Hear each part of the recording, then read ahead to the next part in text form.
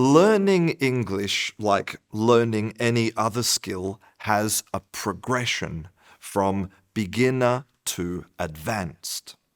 You have probably encountered many teachers, books, and apps that promise to take you to that advanced level. But what exactly is advanced English? In this video, I'm going to answer that question and explain why you should be careful what you wish for.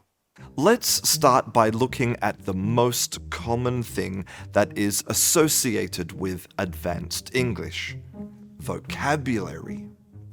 Advanced vocabulary is often presented like this. Instead of bad, say detrimental. Or instead of happy, say over the moon. But we need to ask a really important question here. Why are those words considered to be advanced English?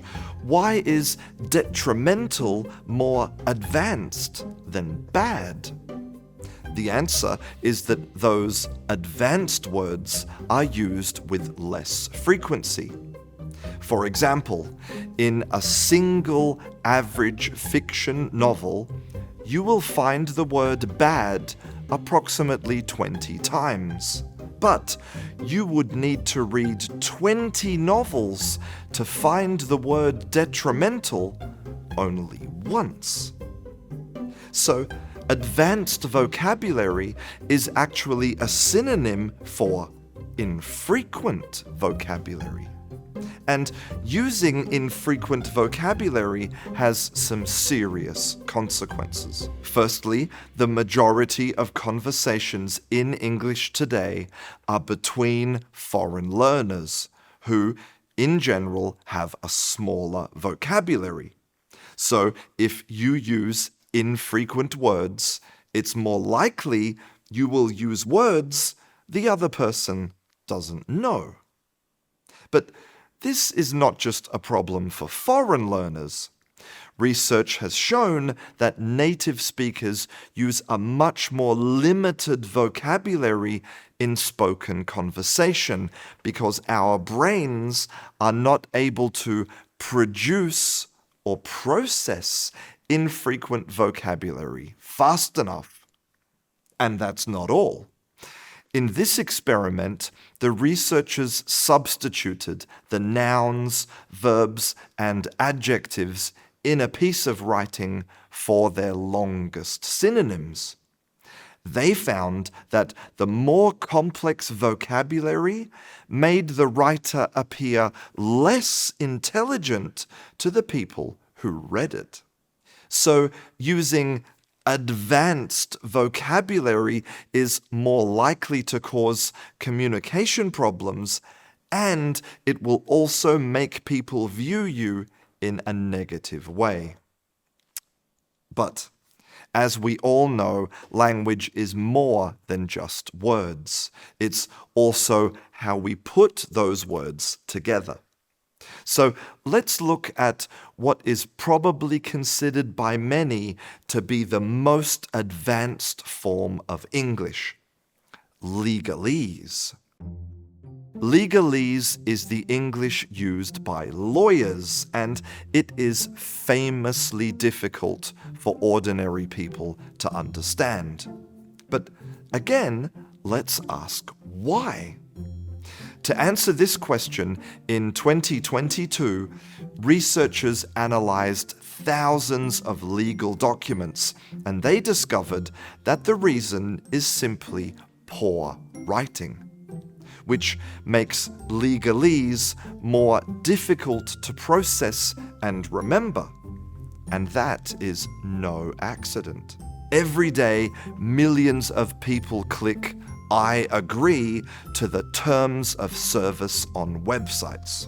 In a shocking experiment, researchers created a fake website where the terms of service made the user agree that they would give the company their firstborn child. 93% of people clicked "I agree."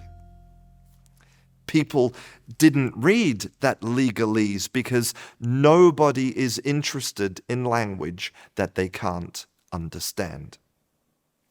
Now, I know what you're thinking, that advanced English is more specific.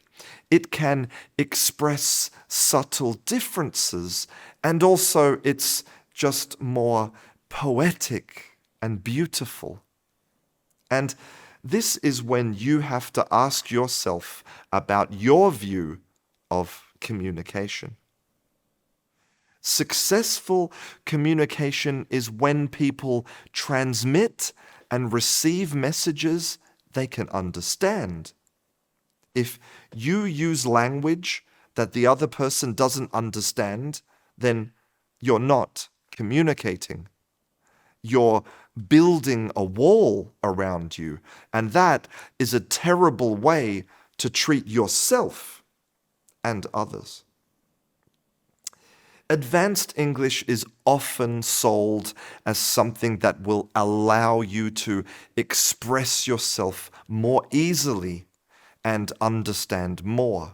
But low-frequency vocabulary and complicated grammatical structures are often more of a restriction.